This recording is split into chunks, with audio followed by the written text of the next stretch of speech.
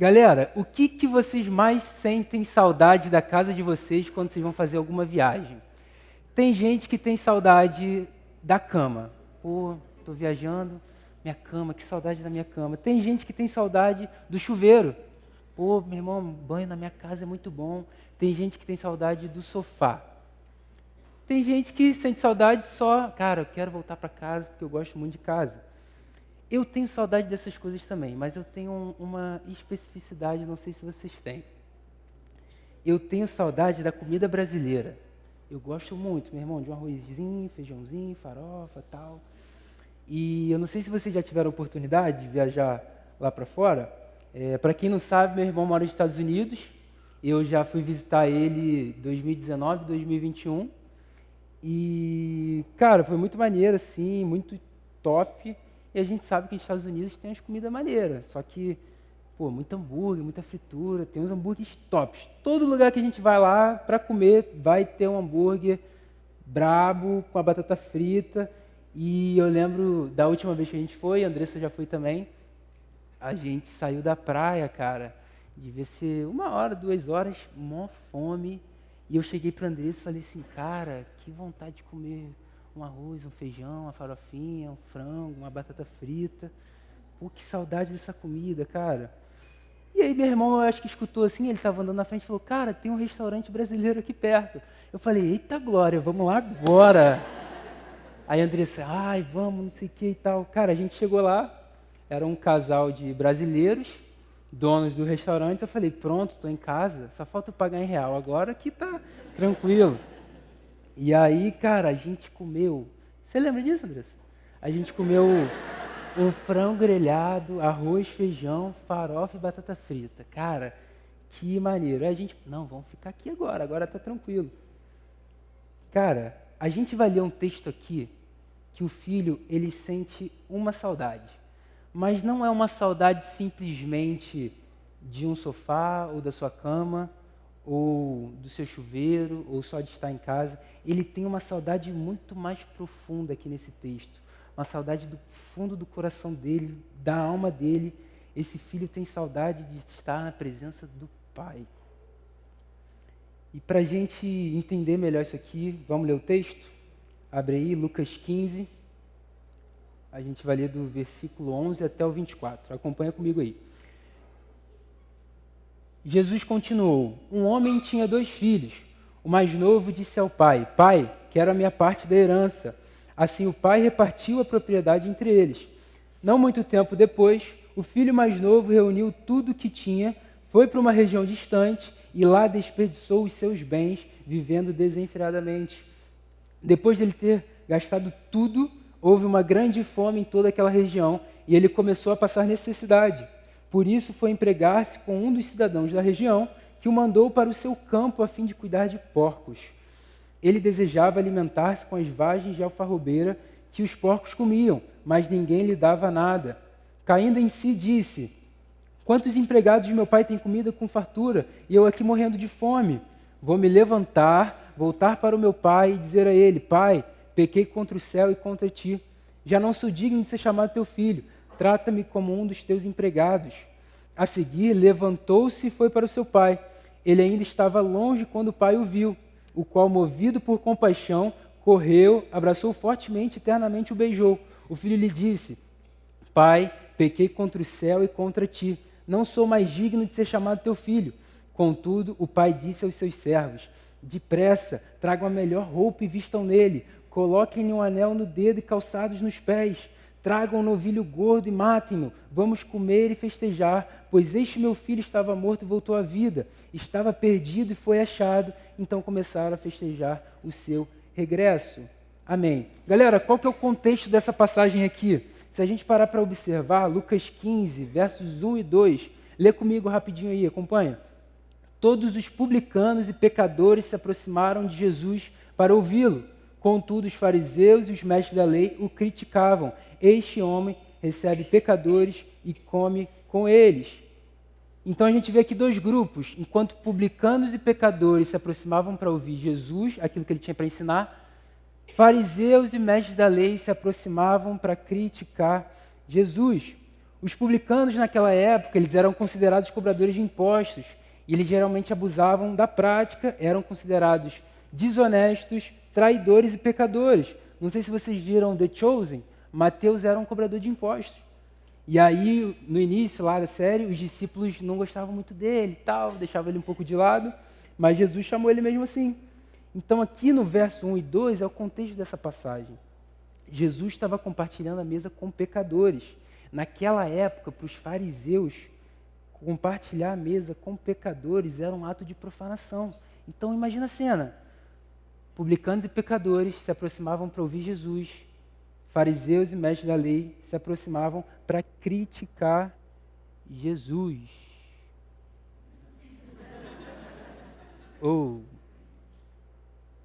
Dá para falar. E aí, o que Jesus faz? Ele conta 3 parábolas para se defender. Jesus vai contar a parábola da ovelha perdida, Jesus vai contar a parábola da moeda perdida, Jesus vai contar do filho perdido. De 100 ovelhas, uma se desviou. De 10 moedas, uma foi perdida. De 2 filhos, um abandonou a casa do pai. Todas as parábolas têm o mesmo desfecho: a restauração dos que haviam se perdido e a alegria do reencontro. Então, vamos todos, me ajudem a contar essas parábolas de novo. Quais são as parábolas? Vamos lá. Parábola do filho da ovelha perdida. Parábola... valeu. Top. Todos juntos, numa só voz, num só coro. Vamos. Parábola da ovelha perdida. Parábola da moeda perdida. Parábola do filho perdido. Errado. Jesus não contou a parábola da ovelha perdida. Jesus não contou a parábola da moeda perdida. Jesus não contou a parábola do filho perdido. Pronto, Felipinho deve estar pensando agora, fui botar esse moleque para pregar no Go Camp e o cara está falando que Jesus não contou essas parábolas. Najib está ficando doido. Não estou ficando doido. Acompanha comigo aí, versículo 4. Show? Qual de vocês que, possuindo 100 ovelhas e perdendo uma, não deixa as 99 no campo e vai atrás da ovelha perdida até encontrá-la? Vai comigo no versículo 8 agora. Ou qual é a mulher que, possuindo 10 dracmas e perdendo uma delas, não acende uma candeia, vai à casa e procura atentamente até encontrá-la? Versículo 11 agora. Jesus continuou: um homem tinha 2 filhos. Jesus não contou a parábola da ovelha perdida. Jesus contou a parábola do pastor que tinha 100 ovelhas. Jesus não contou a parábola da moeda perdida. Jesus contou a parábola da mulher que tinha 10 moedas. Jesus não contou a parábola do filho perdido. Jesus contou a parábola do pai que tinha 2 filhos. O evangelho não é sobre a ovelha perdida. O evangelho não é sobre a moeda perdida. O evangelho não é sobre o filho perdido. O evangelho é sobre Jesus, que aqui está representado pelo pastor, pela mulher e pelo pai. Viu, gente? Não fiquei doido, beleza?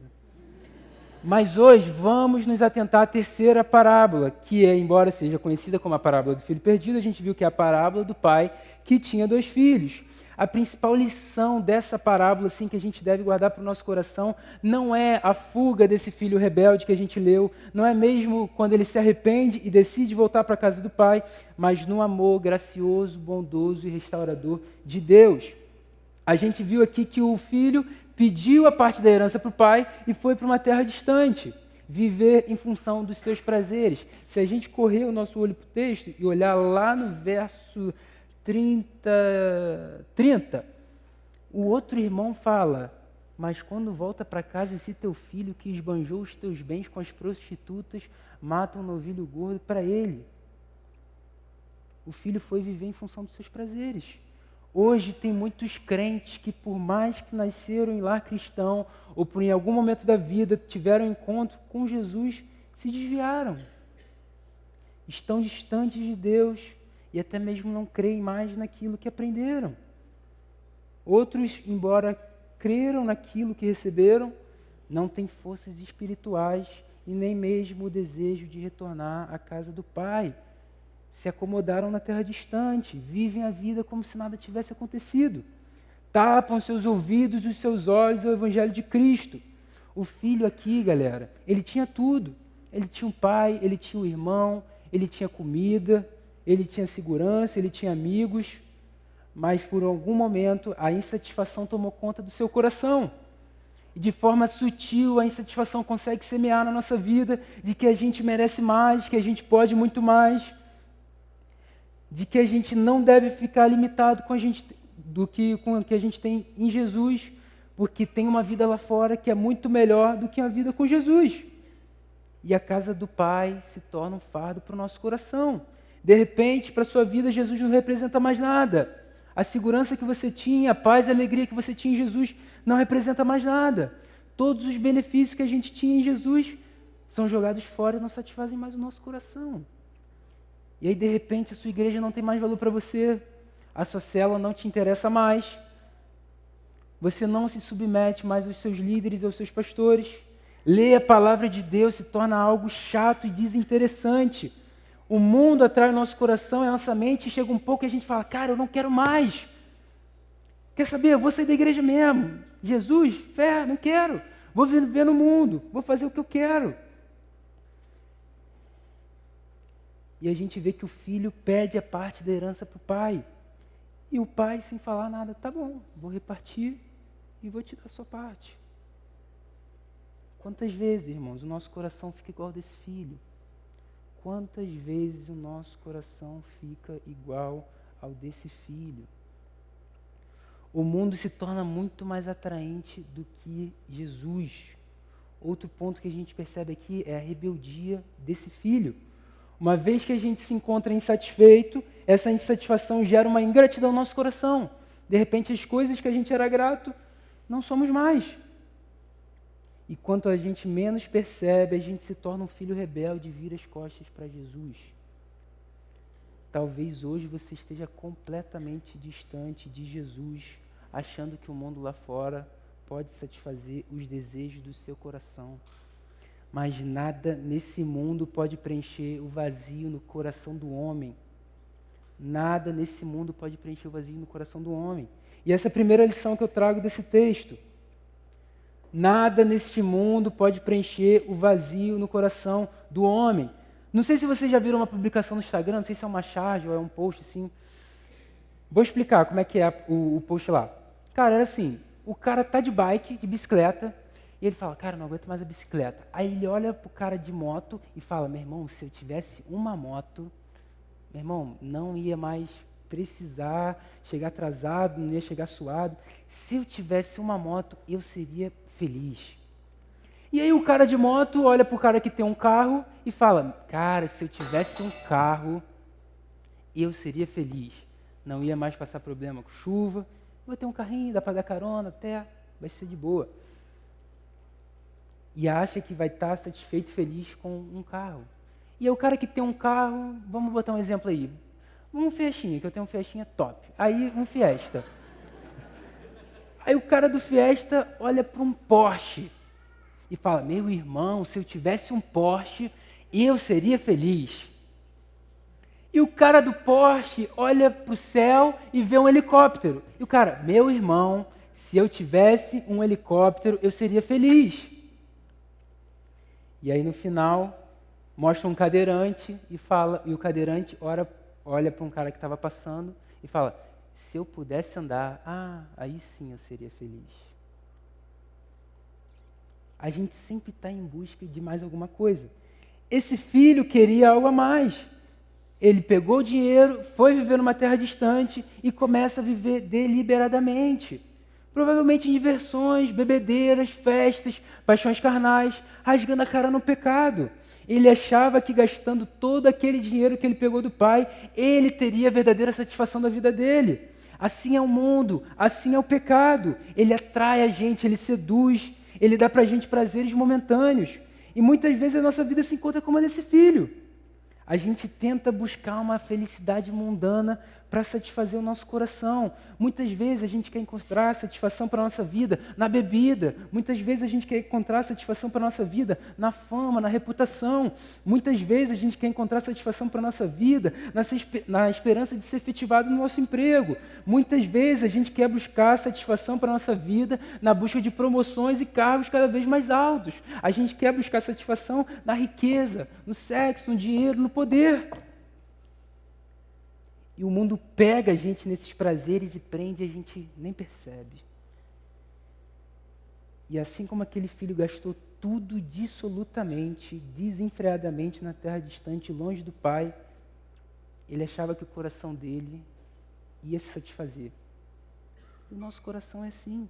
A gente sempre quer algo a mais para preencher uma necessidade que a gente tem. Mas nada nesse mundo pode preencher o vazio no coração do homem. Nada nesse mundo pode satisfazer o coração de um homem. Só Jesus é capaz de preencher o vazio no coração de um homem. Só Jesus é capaz de satisfazer o coração de um ser humano. A segunda lição que eu quero destacar aqui: a volta para casa só acontece quando há reconhecimento de pecado. A volta para casa só acontece quando há reconhecimento de pecado. A gente percebe aqui no texto que depois do filho gastar todo o seu dinheiro, ele começou a passar necessidade. De repente, os amigos foram embora, a fome chegou, a crise chegou. O texto diz que ele desejava se alimentar das comidas dos porcos, que são as vagens de alfarrobeira. Essa parada que eu pesquisei, cara, era uma ração que os porcos comiam. E só quem comia eram os desesperadamente pobres. Ele desejava comer isso porque ninguém dava nada para ele. O pecado levou esse filho mais longe do que ele gostaria de ir. O pecado segurou esse filho na terra distante. O pecado agarrou esse filho por mais tempo do que ele gostaria. E o pecado custou um preço bem mais alto do que esse filho poderia pagar.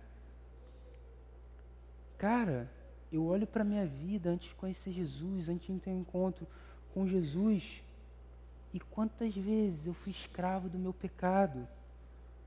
Quantas vezes eu procurava satisfação nesse mundo, achando que se eu fizesse isso ou aquilo ia me satisfazer. Quantas vezes, meus irmãos, eu procurei me satisfazer com o pecado, coloquei minhas esperanças nesse mundo, achando que eu só seria feliz e seria completo se eu fizesse aquilo. Eu já estive do outro lado, galera. Assim como o João falou hoje de manhã. Mas eu só me frustrei e ficava triste. O pecado me dava prazeres momentâneos, mas depois era tristeza e aquele sentimento vazio no meu coração.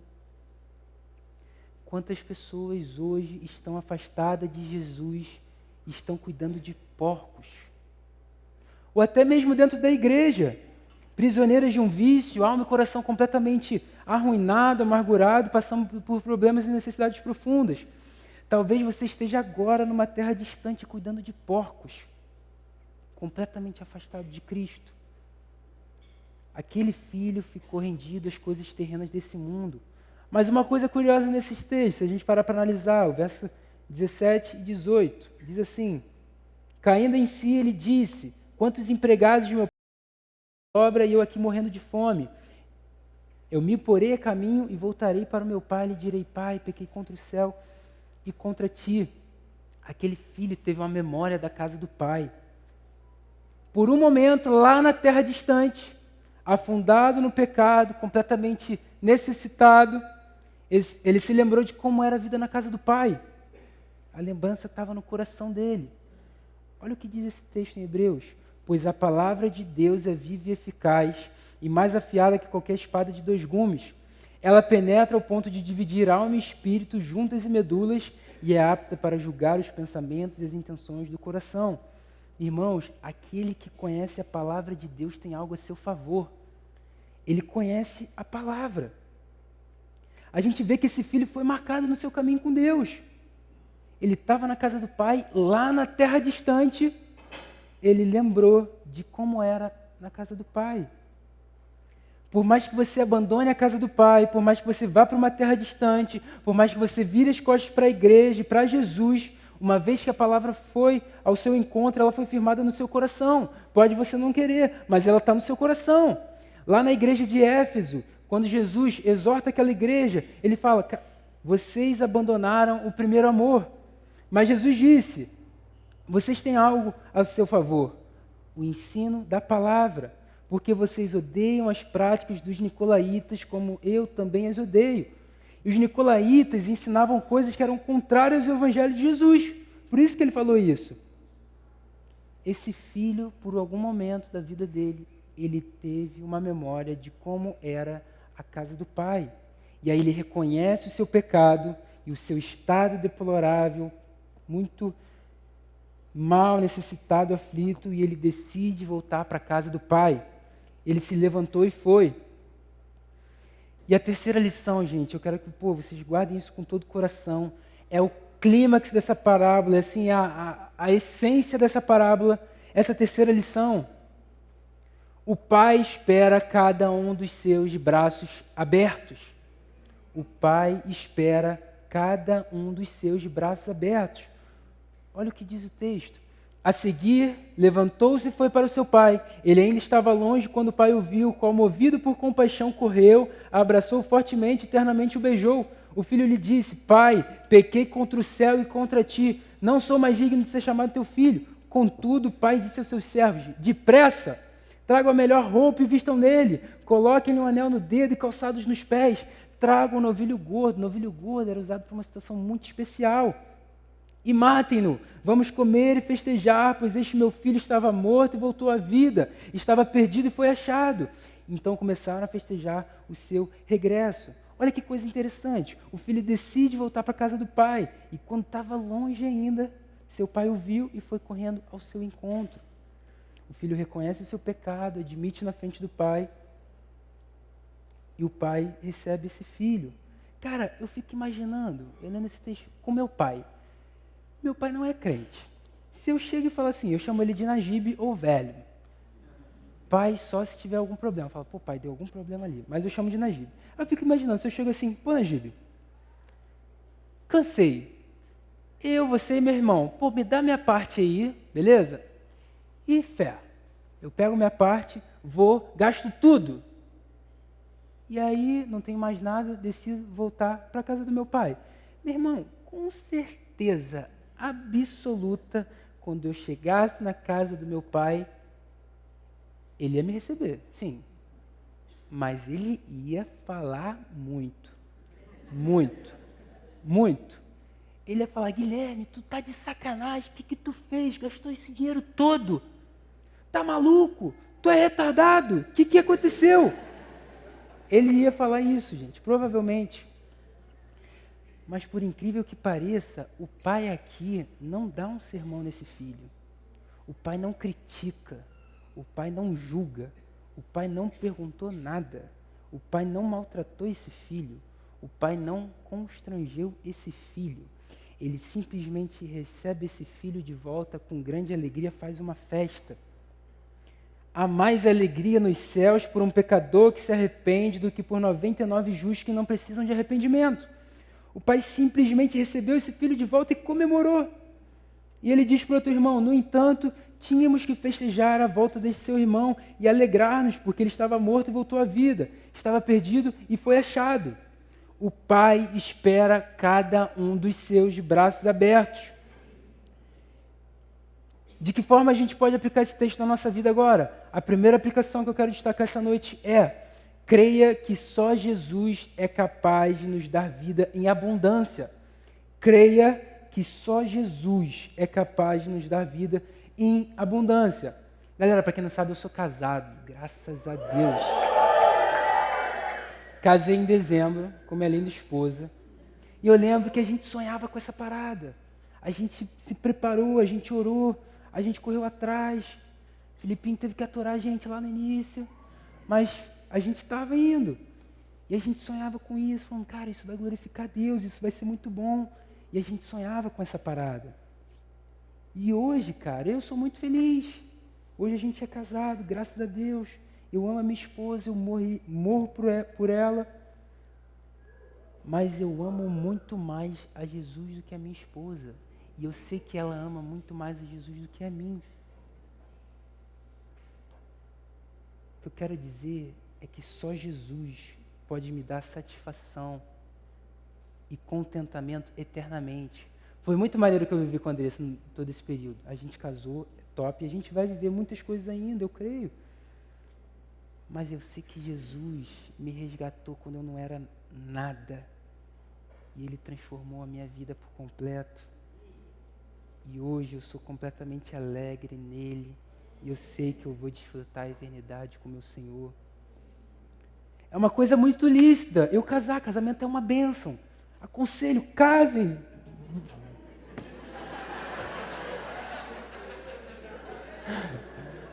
Galera, é uma bênção.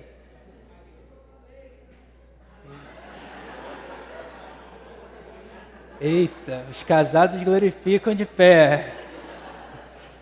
Galera, mas eu sei que só Jesus pode me dar satisfação e contentamento eternamente.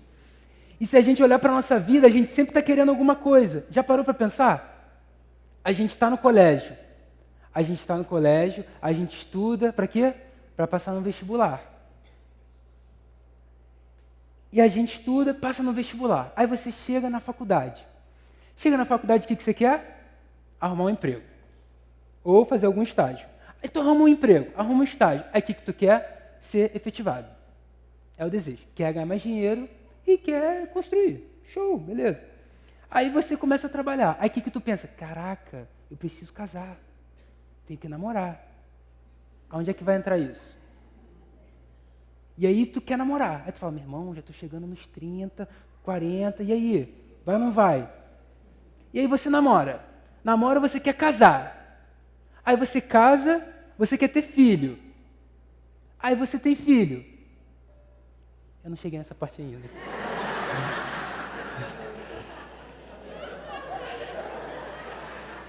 Voltando. E a gente sempre quer alguma coisa a mais. E aí? Até onde vai isso? Até onde vai? Será que Jesus faz parte desses seus objetivos, dessas suas metas? Onde é que está Jesus aí? Será que todas essas suas metas e objetivos são para glorificar Jesus ou para satisfazer o desejo do teu coração? Tudo que a gente colocar no nosso coração que não seja Deus não vai dar certo, não vai preencher. Vamos entender isso em nome de Jesus. Só Jesus Cristo é capaz de dar para a gente vida em abundância. Pode ser que nesse momento você pense que a vida lá fora é muito mais prazerosa, é muito mais leve, é muito mais tranquila. Ah, Najib, ser crente é chato, o pessoal é muito chato, me julgam, não pode fazer isso, não pode fazer aquilo. Irmã e irmão querida que está me ouvindo aqui hoje, um pecador miserável, eu falo isso com o maior temor no meu coração. Pare de olhar para homens, olhe para Jesus. Só Jesus é a essência da vida, só Jesus é capaz de olhar para você no fundo do poço, em qualquer lugar da sua vida, e dizer, eu te amo, filho, eu morri por você, agora os seus pecados são perdoados. Só Jesus é capaz de te dar vida em abundância. Só Jesus é a fonte do verdadeiro contentamento de um ser humano. Só Jesus é a fonte da verdadeira alegria e satisfação de uma pessoa. Só em Jesus a gente pode desfrutar dos desejos espirituais ao ponto dos maiores desejos da nossa carne, do nosso coração, não satisfazer a nossa vida. Só Jesus é Senhor e Salvador. Ele morreu em mim, e por você, em uma cruz, para que todo aquele que nele crê não pereça, mas tenha vida eterna. Quem nele crê não está condenado, mas quem não crê já está condenado por não crer no nome do Filho unigênito de Deus. Pare de olhar para homens, olhe para Jesus. Jesus é o caminho, Jesus é a verdade, Jesus é a vida.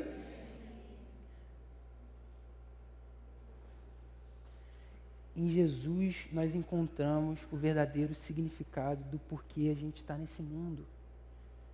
A nossa vida tem uma esperança, eu garanto isso para vocês, e essa esperança é Cristo crucificado e ressurreto no terceiro dia. A nossa vida tem uma esperança, e a nossa esperança não está em bens materiais que a gente pode conquistar, não está na riqueza que a gente pode adquirir, não está num simples relacionamento que a gente pode ter, ou em momentos bons dessa vida. A nossa esperança verdadeira é Cristo, crucificado e ressurreto no terceiro dia. Em Jesus e só em Jesus temos vida e vida em abundância. Segunda aplicação, reconheça o seu pecado e se arrependa. Reconheça o seu pecado e se arrependa. Galera, é tempo da gente fazer igual aquele filho fez. A gente precisa cair em nós mesmos, parar um pouco e falar: meu Deus, onde eu fui parar? O que está acontecendo? Onde foi que eu caí? Volta o seu coração hoje mesmo para a casa do Pai. A palavra diz que ele reconheceu o seu estado e voltou para a casa do Pai. Irmão, em nome de Jesus, reconheça o seu pecado hoje. Reconheça aquele seu pecado que você sabe que está lá dentro do seu coração e você não quer confessar. Reconheça onde foi que você caiu. Reconheça o seu estado de pecador miserável e se arrependa. Volte o seu coração para Cristo. Confesse o seu pecado para Ele. Ele é fiel e justo para perdoar o seu pecado e te purificar de toda a injustiça. Cara, eu tenho um amigo que ele já foi da igreja, se converteu, veio no retiro. O moleque estava num gás assim e tal. E aí do nada, não sei o que aconteceu, ele se desviou. E aí eu tenho contato com ele hoje em dia. E eu conversando com ele, eu falei: cara, o que aconteceu, cara? Pô, tu tava crentão e tal, tava firme. Aí ele: pô, mas sei lá o que aconteceu, cara, não sei. Eu comecei a dar desculpa e, sei lá, comecei a dar desculpa, fui me desviando e saí. Só que na Jeep tem um negócio curioso. Tem hora que eu sinto uma saudade de estar na igreja, de estar com Jesus. Parece que é Deus falando assim para eu voltar, mas sei lá, não sei. Falo: meu irmão, você acha que é Deus falando com você? É óbvio que é Deus falando contigo. Eu falo: cara, vamos. Ele conhece o Evangelho. Ele conhece o Evangelho. Eu falo: irmão, bora. Galera, muitos reconhecem o seu pecado e o seu estado, mas não se levantam, não agem. O texto diz no verso 18: eu me porei a caminho e voltarei para o meu pai e lhe direi: pai, pequei contra o céu e contra ti. É preciso ação. Beleza, reconheceu o seu pecado? Glória a Deus. Mas vamos lá, meu amigo. Volte seu coração para Jesus. Essa parábola ensina para a gente uma coisa muito importante. Não importa o quanto tempo você está longe da igreja, não importa o pecado que você tenha cometido, não importa a terra distante que você se encontra, não importa o fundo do poço que você está, não importa o quão miserável e pecador você acha que você é. Levante-se, confesse o seu pecado, se arrependa e volte para Jesus. Esse texto diz isso. Levante-se, meu irmão, em nome de Jesus. Confesse o seu pecado em nome de Jesus. Se arrependa em nome de Jesus e volte para Jesus. E a terceira aplicação que eu quero fazer: volte para casa. O Pai espera por você. Volte para casa, o Pai espera por você. Galera, que hoje seja o dia da gente se reconciliar de fato com o nosso Senhor. Não quero ser clichê falando: é hoje. Cara, é tempo da gente decidir voltar ao que realmente importa. E o que realmente importa é a gente estar na presença de Jesus. Sendo rico, sendo pobre, tendo muito, tendo pouco, a nossa alegria e satisfação verdadeira está em Cristo Jesus, o nosso Senhor. Ele espera por você. Tome a decisão hoje diante de Deus. Uma parada que eu escutei várias vezes assim, de uma galera, fala assim: pô, Najib, a gente chama e tal para a célula. E aí o cara fala assim: pô, Najib, eu fiz tanta coisa errada, meu irmão, tá tudo errado na minha vida, cara, tô preso nesse pecado, eu não consigo sair, cara, tá muito difícil. Mas vamos fazer o seguinte: deixa eu melhorar um pouquinho a minha vida aqui, que eu volto. Aí eu vou conhecer lá a sua célula, deixa eu voltar. Melhorar um pouquinho aqui. Irmão, irmã, se você espera melhorar a sua vida ou a sua situação para voltar o seu coração para o Senhor, isso nunca vai acontecer. Esse tempo nunca vai chegar. E em nome de Jesus, volta para a casa do Pai. Toma a decisão hoje e agora diante de Deus. A palavra diz que esse pai avistou o filho de longe, correndo, abraçou e beijou. Jesus tem pressa. Jesus quer te abraçar, Jesus quer te beijar, Jesus quer te acolher. Jesus não julga você, Jesus não pergunta, Jesus não maltrata, Jesus não te dá bronca. Ele recebe você de volta e se alegra. Jesus perdoa você, Jesus está esperando por você. Você que acha que essa palavra não é para você, essa palavra é para você. Ele morreu pela gente numa cruz, se fez maldito por nós, limpou e purificou todos os nossos pecados com o seu precioso sangue. Hoje nós somos salvos, não por algo que a gente fez, mas pelo que Cristo fez por nós.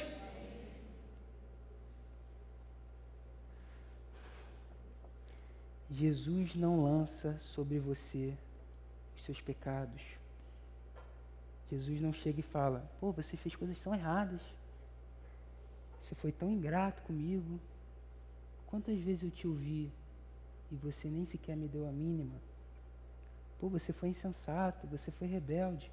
Jesus não joga em você os seus fracassos, os seus pecados e os seus erros. Jesus ama você. Ele perdoa você, Ele restaura você, Ele faz tudo novo na sua vida. Então agora mesmo, meu irmão, volte para casa, o Pai espera por você. Jesus está falando com você hoje, meu irmão. Volta para casa. Não espere estar bem, não espere estar no momento legal da sua vida, ou com tempo. Chegou o tempo de se reconciliar. Chegou o tempo do abraço de Deus na sua vida. Chegou o dia da alegria do reencontro. Hoje Deus quer celebrar a sua restauração. Irmão, em nome de Jesus, volta para casa. O Pai espera por você. Queria pedir para você ficar de pé. Eu quero fazer uma oração com você essa noite. Se puder, feche seus olhos. Inclina a sua cabeça, se coloca diante de Deus. Talvez nesse momento você se encontre completamente distante de Jesus. Talvez nesse momento você se encontre desentendido, desesperançoso. Jesus quer transformar a sua vida hoje. Ele morreu por mim e por você. Ele ressuscitou, Ele está vivo aqui no nosso meio. Volte para casa, meu irmão. Reconheça Jesus como Senhor e Salvador da sua vida. Reconheça Jesus como Filho do Deus vivo. Ele é fiel, Ele é poderoso, Ele fala poderosamente a cada coração. E Ele pode alcançar o seu coração, e Ele quer alcançar o seu coração. Senhor, muito obrigado por essa palavra, muito obrigado porque o Senhor é um Deus fiel, o Senhor ama, o Senhor perdoa, o Senhor morreu por nós naquela cruz, para que a gente tenha vida e vida em abundância.